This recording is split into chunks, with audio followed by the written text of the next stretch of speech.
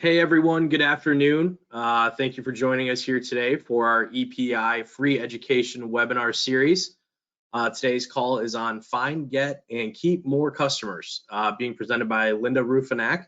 My name is John Weissar. I am a part of the member experience team here at the Exit Planning Institute. Before I pass the mic over to Linda, I wanted to go over a few housekeeping notes.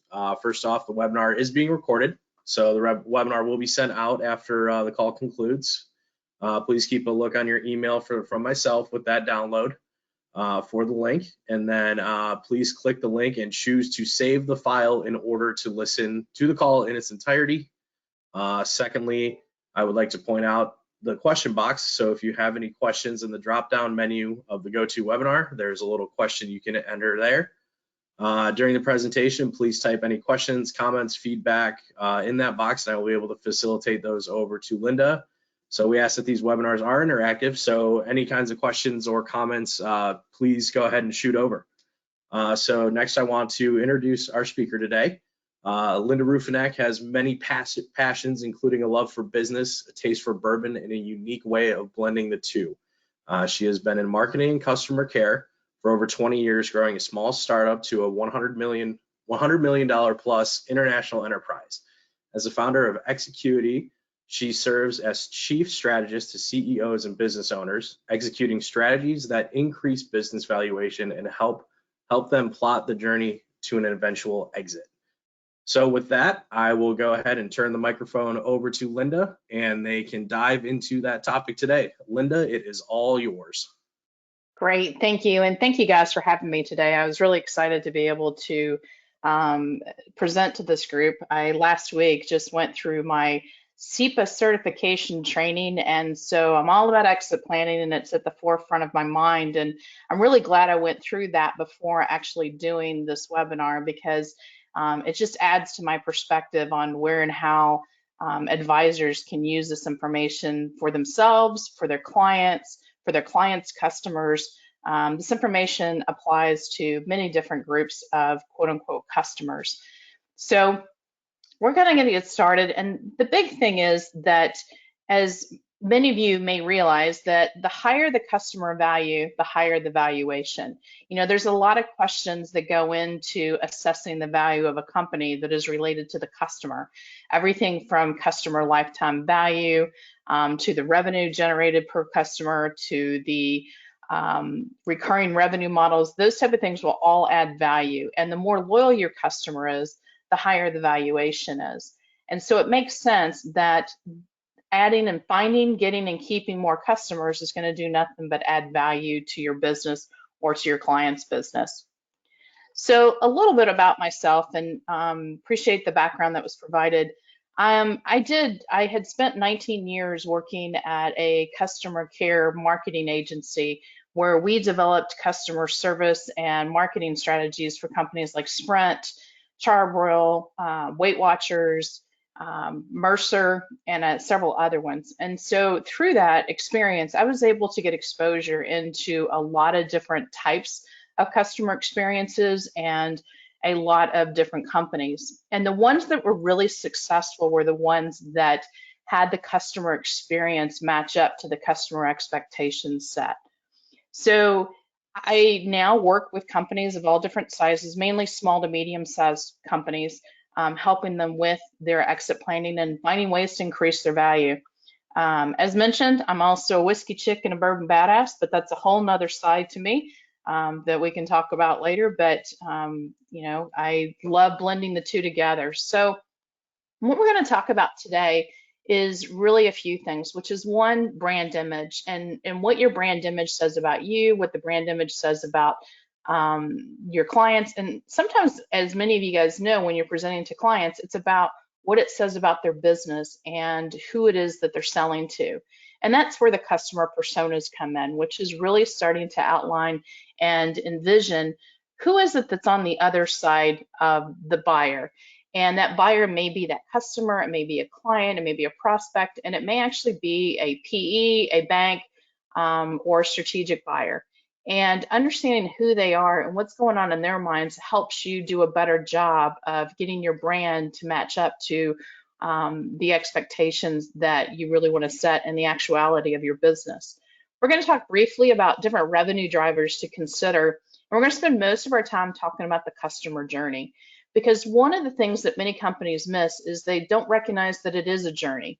You know, as many startups, for instance, those are my favorite, when they're so focused on the acquisition and bringing on those new customers, because that's one of the big things that a lot of investors look at, which is what's your cost per acquisition? How many people have you acquired in the last few months? Are they staying on board? Or are they, but one of the things that they leave off the table many times is they're so focused on bringing on new customers, they're not spending enough time in keeping those customers and getting those customers engaged. And so we're going to talk about some different strategies and our different parts of the business to look at to enhance the customer journey, in turn, enhancing the customer experience and increasing valuation. So customer value.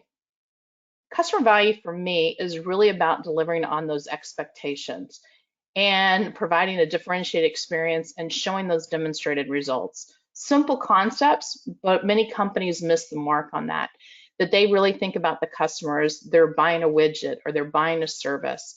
But what they're buying is they're buying an experience. It doesn't matter what type of business you're in, customers are buying experiences. And when their expectations for those experiences are met, the more likely they are to come back and buy more. When they're not met, then that's when they go and look for somebody else. And sometimes we have to highlight to them what the value is of that experience, and that's by showing demonstrated results. One of the things that when I'm working with clients is really trying to get to the part about what is the emotion behind your brand. And sometimes it's really difficult for companies and manufacturers or parts distributors or whoever it might be to really think about how are they inspiring their customers? How does their brand come across? And they're talking more about the widget and the transaction, and it's more about their products and services. But really great brands actually inspire their customers. They get them excited to do work for them. And there are ways that you can do that even when you're talking about a company that's really very high transaction based. So when you're talking about brand image, brand image really is three things: emotions, perceptions, and expectations. So let's first talk about emotions. One of the greatest examples of a brand that really tapped into emotions is Starbucks. Starbucks is basically selling coffee, or that's the way the perception is. They sell coffee. If I asked you what Starbucks did, they sell coffee. But really what they're selling is an experience.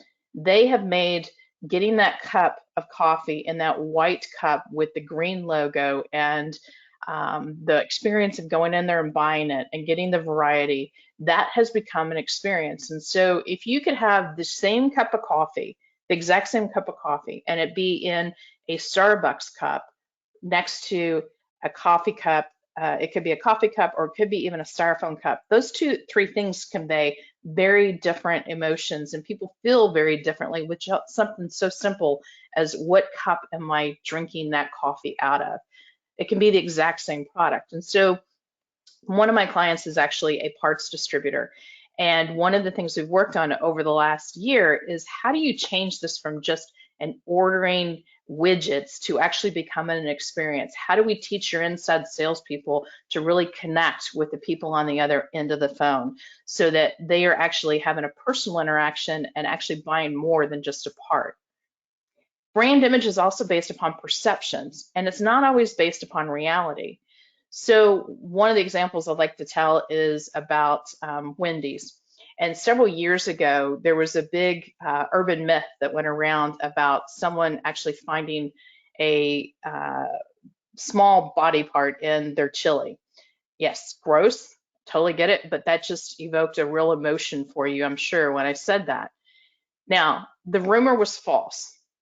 But by knowing that and hearing that, there's been a perception built about that. And so perception for me is I'm never going to order Wendy's chili ever again just because of that. And brand image is the same way, is that your brand is built upon perceptions people have of you.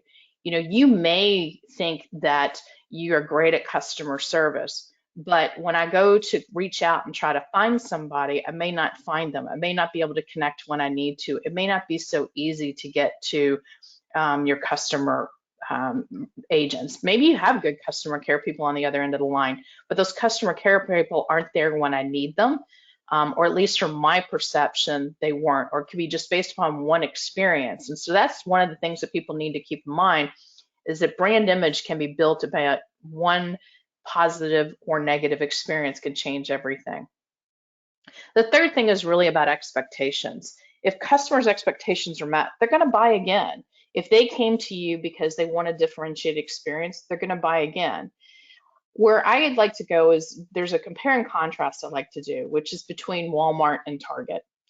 And Walmart conveys very different emotions, perceptions, and expectations than a Target does.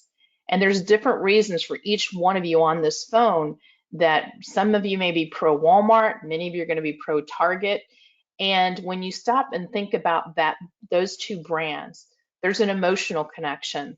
There's a perception that's been created of that brand based upon your experiences and or based upon stories other people have told.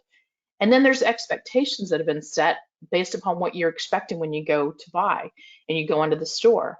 Walmart is really about value. And so my expectation is when I go to a Walmart, I don't really have to price compete because they've already brought the price down to a very competitive level. If I go into a Target, I have an expectation of things to be orderly, clean, more organized, maybe feeling a little bit more like a department store than a mass market retailer or of a larger, similar to like a Walmart. But all of those things are based upon emotions, perceptions, and expectations. And this same thing applies to your customers, and applies to you, and applies to your practice.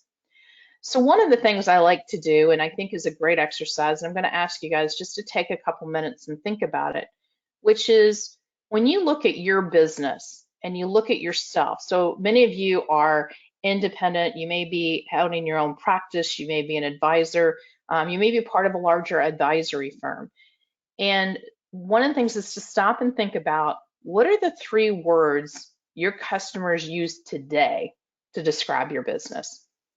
What are the 3 words they will use today to describe your business? And then the second half of that question is, what 3 words do you want your customers to use to describe your business? And are these things aligned? So I'm going to give you guys a minute just to think about that, and then we'll continue on.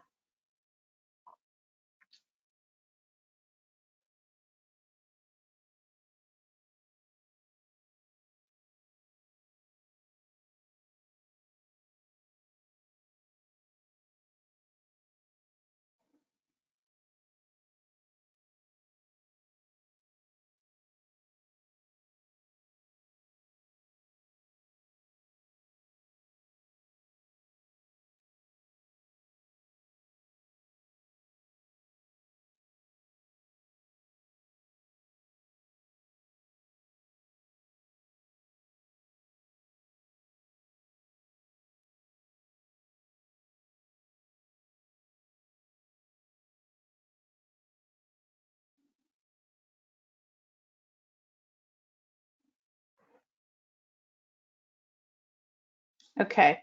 As we continue through this presentation, I want you to keep these words in front of you. I want you to refer back to them periodically as we do additional reflective exercises, or as we start to walk through the customer journey, and think about what your customers are experiencing today versus what you want them to be experiencing going forward. And keeping these words in mind will help you kind of define your pathway of what are the things that are working, what are the things that are not working. So I'm a believer in really knowing your customer. When I go into engagements with many of my clients, first place I start is I start with the money. And that may sound counterintuitive when you're talking about the customer experience, but it really is incredibly important for a business to really just stop and step back and figure out where and how do you make your most money? What products or services are you most profitable at? What types of clients are the most valuable to you? What clients actually drain your business and in the end become a little bit costlier than you ever expected. I'm a believer that sometimes when you're growing a business, lost leaders are a good thing, meaning that you're going to invest into a company and make them a strategic buyer for you or a strategic customer where you get to tout that name. You're able to say, you know what, X ABC company is one of my clients, and that comes with its own clout and its own value. But that big company may be costing you quite a bit.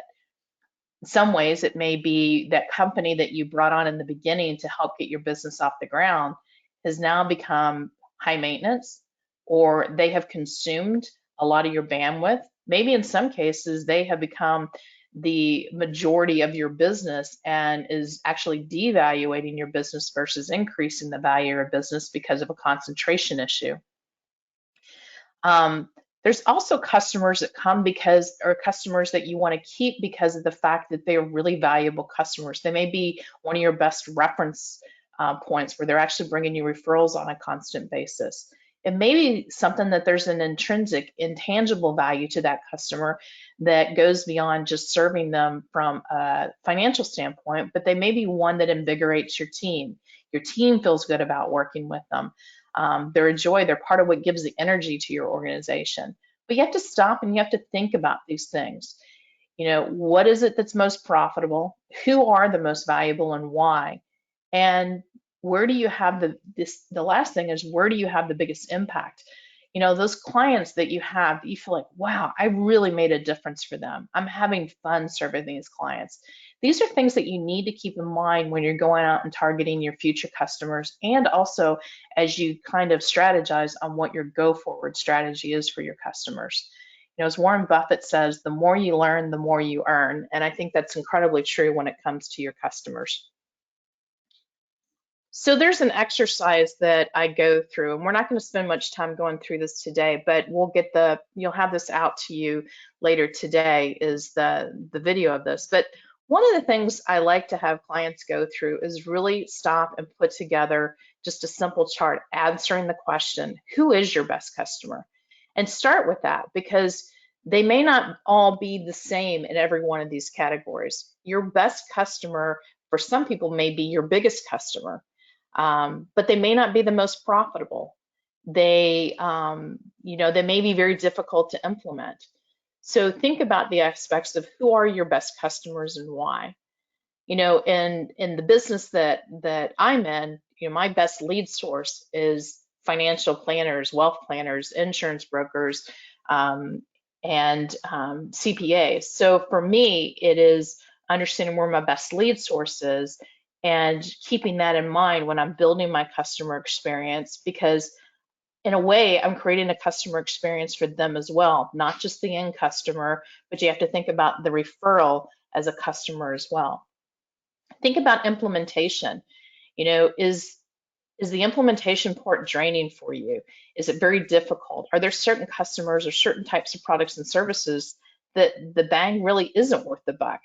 And as a business, you've got to stop and think about those things, both short-term and long-term. Make sure that if you're making a decision that has, maybe it's a pain short-term, that there truly is a long-term payoff. And last but certainly not least is which ones are the most profitable and why. And every single one of these sections, it's really important that you answer the question why. Why are they the best customer? Why are they the best lead source? Why are they have the easiest implementation? Why are they most profitable? Once again, this gives you different insight and perspective on who your best customers are and the ones that you want to target going forward. So I want you guys to go through another little exercise. And this is one that I put in here mainly because of some of the things that have happened over the last couple months. After we go through this, we're going to talk a lot about customer personas, but I think it's important that we understand who we are and what's important to us right now before you start to build a persona for your customers or your prospects.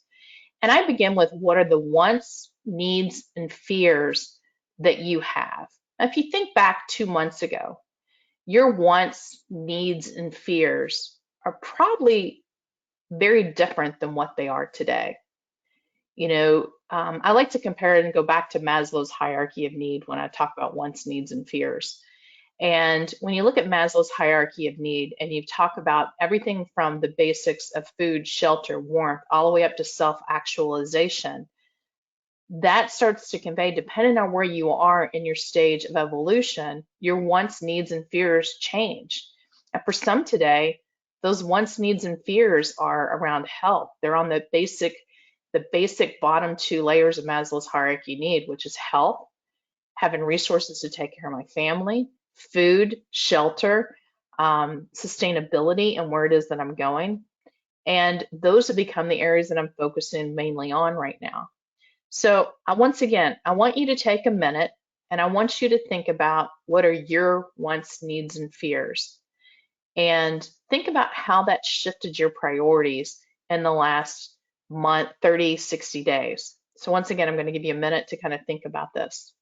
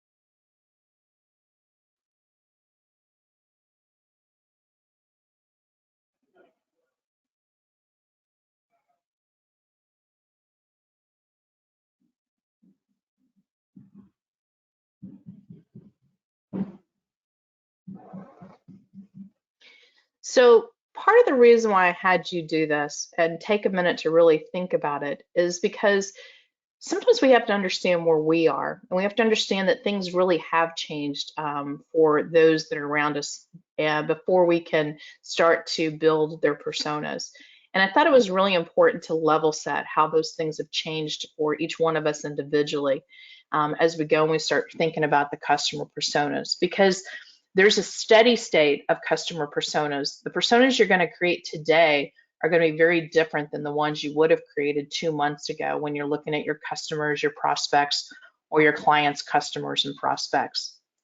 So what is a customer persona? So a customer persona is really about understanding who your target customer is, who the decision maker is, their goals, their wants, needs, and fears, what they're saying, what they can do, what can you do, and the message you create around that.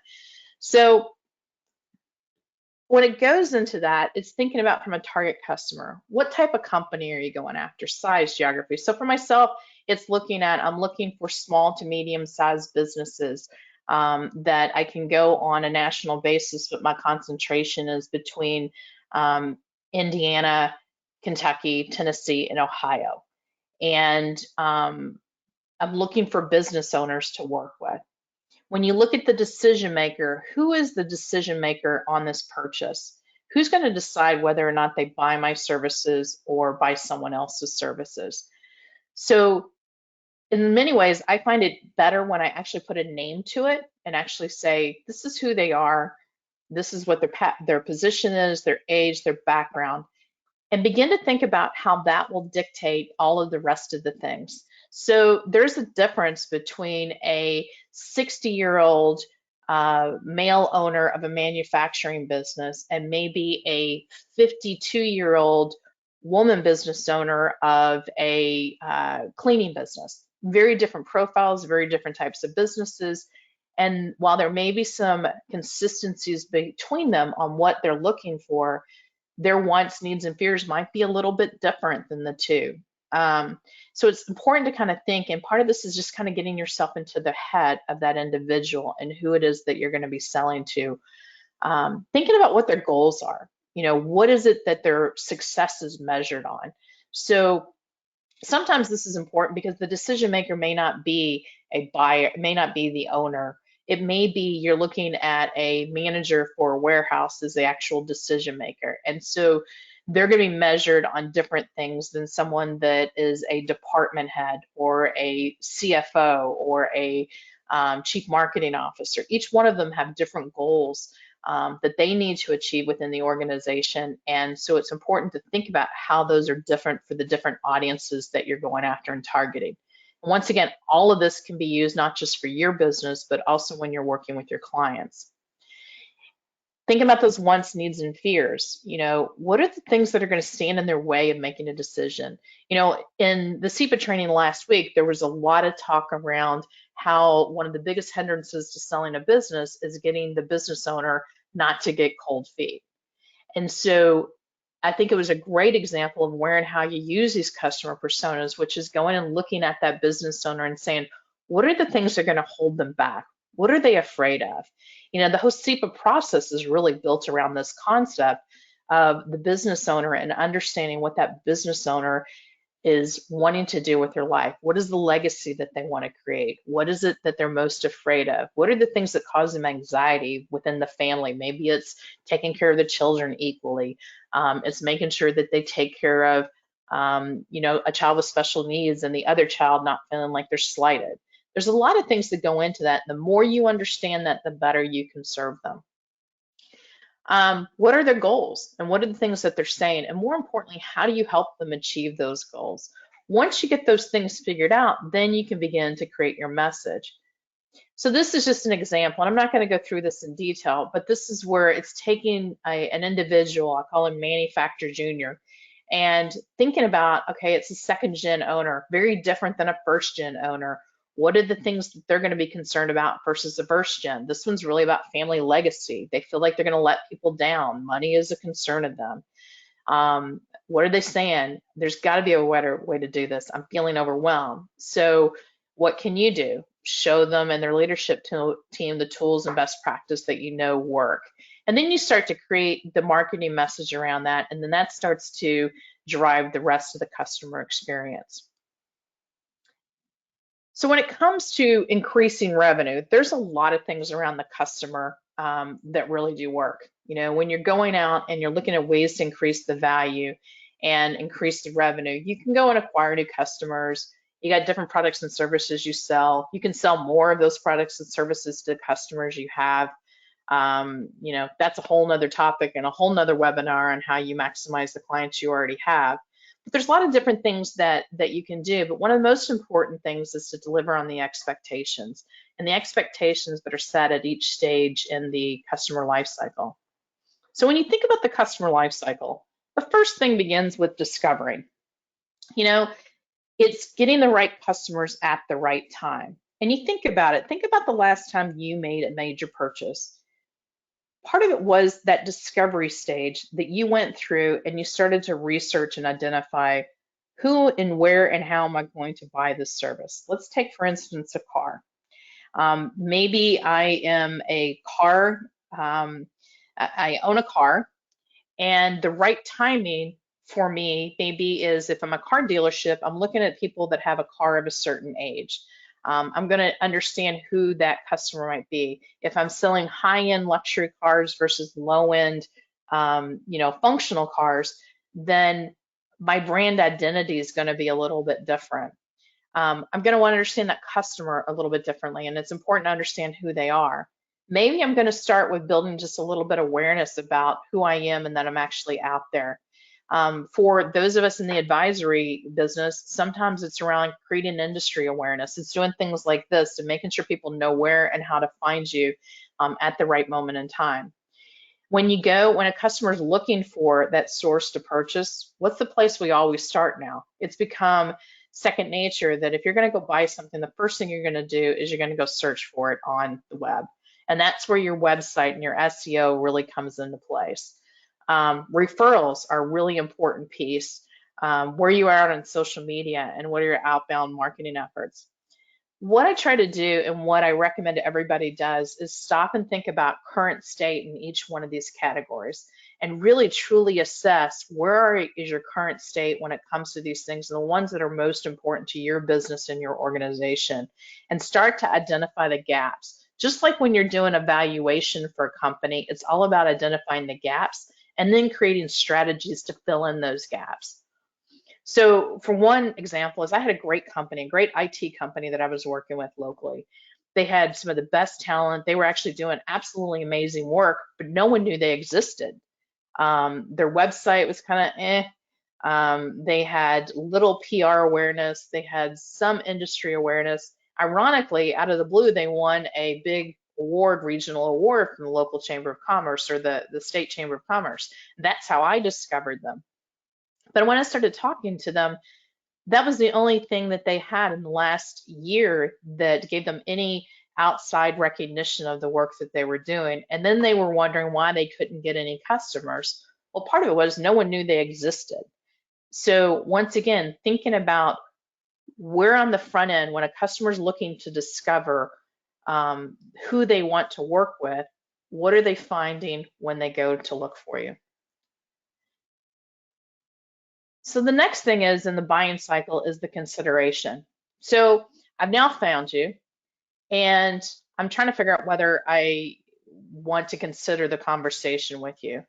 And so there's a lot of things that can make it easier or more difficult for me to go to that next stage. And the big thing is making it very easy decision to buy. So part of that comes into how does your website, how easy is it for me to use? Do I get to understand more about your product without, for me, I don't like necessarily getting on a phone call with a salesperson until I'm ready to get on a phone call. I want to be able to go and look and I want to be able to kind of test drive it a little bit before I get the hard sell. So when I'm going and taking a consideration for a purchase, I'm actually trying to figure out how much information I can get because I don't want to waste their time, nor do I want to waste my time. And for every industry, every business, that's going to be different. But it's what is it that they're getting when they're trying to go through that consideration. That could be about your website. It could be about the sales talent you have in place. So sometimes when you go and you get that first impression, part of that is actually getting contacted by a sales person. And that salesperson could turn me on to that business. It could also turn me off to that business.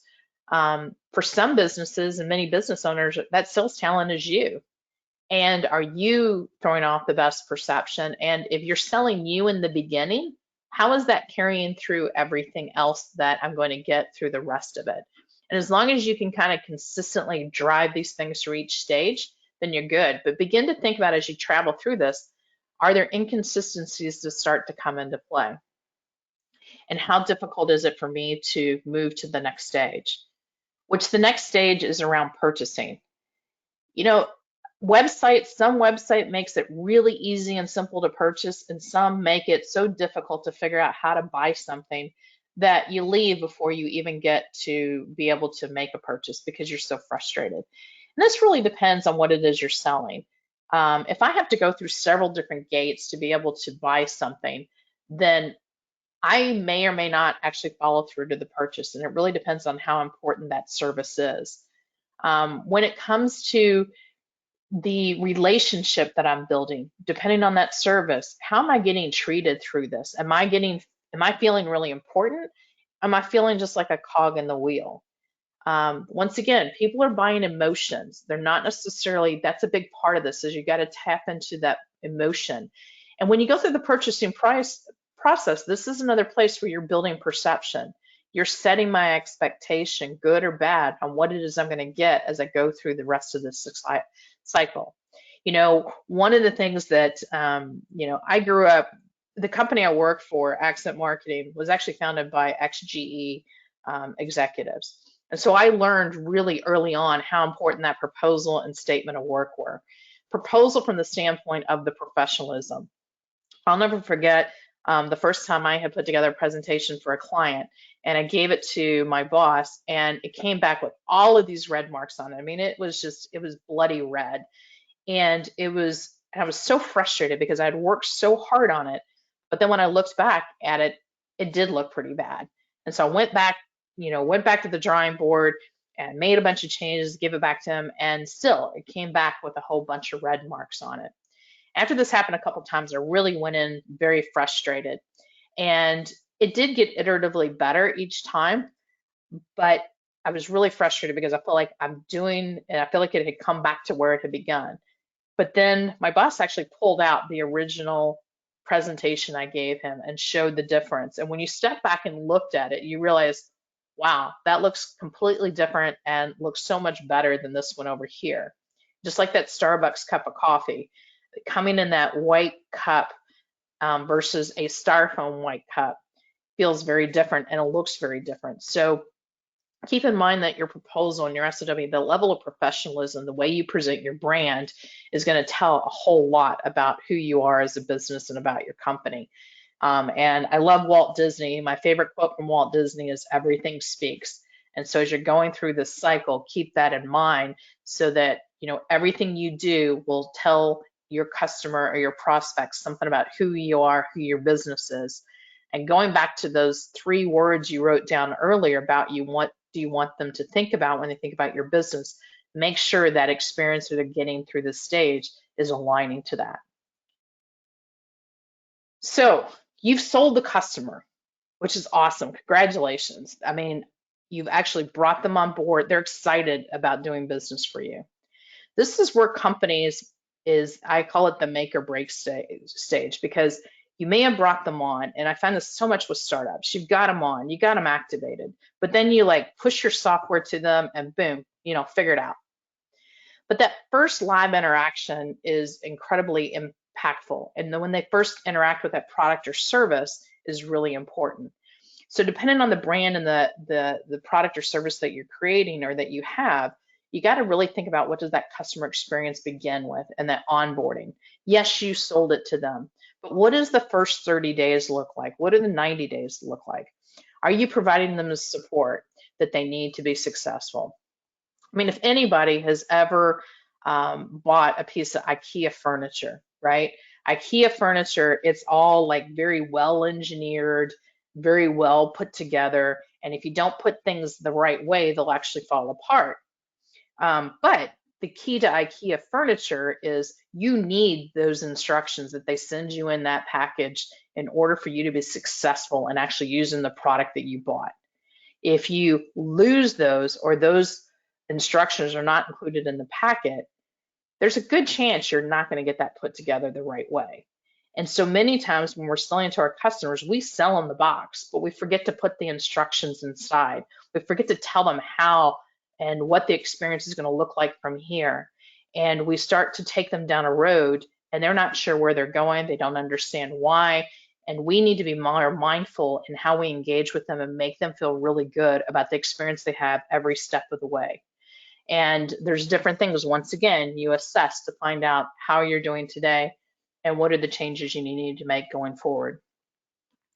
And if you do everything right and you really have delivered on the expectations, and this is where, once again, customer value increases the valuation of the business, you really want to create people that are going to advocate for your business. You've met all their expectations, you've stayed within budget, you are seeing that they're actually using your product. And that's another piece that I always encourage companies to look at is, you sold this software, but when's the last time they actually used the software? Can you see that they've actually engaged with what they're paying a monthly recurring fee for? And do they really use that product? If you're able to demonstrate a clear ROI, and part of this is also going back and letting them know that you really did have an impact. I know for wealth advisors, that's part of what you do on your annual review is going back and show, here's what happened with your portfolio. Hopefully you're able to demonstrate where that portfolio grew. In the exit planning process, it's saying that after my first 2 90-day sprints, we've actually increased your value by 25% because we've moved these numbers up and now you fall into this range of multipliers. The more you share with them and get them excited about what has been done with that product or service, the more likely they're going to be to actually advocate and support your brand going forward. So I love this quote from Warren Buffett, and this just kind of demonstrates the whole thing about having advocates. Is any business that has delighted customers has a sales force out there that you do not have to pay. They're going to be the ones actually selling your product and service. They're going to be ones that are going to be advocating for you and creating more value, increasing your value, and increasing everything for your company. That customer And a customer experience, a good experience or bad experience, will have such a major influence on where your company goes and the success you see down the line. So with that, I'm going to turn it over if anybody has any questions. My contact information is here. And if I can ever be of help with you, your clients, feel free to reach out to me. It would be my honor to be able to help you out. All right, thank you, Linda. That was a fantastic presentation. So if anyone has any questions, please go ahead and enter them into the Q&A section, and we will get those answered for you. I'll give it about a minute or two here.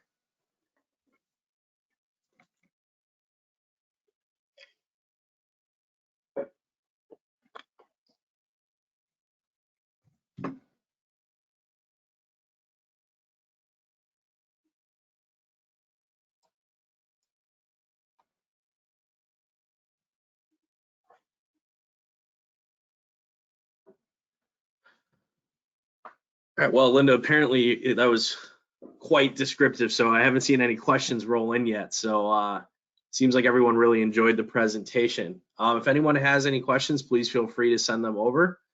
Linda, thank you very much for spending some time with us today and talking through this really valuable topic right now.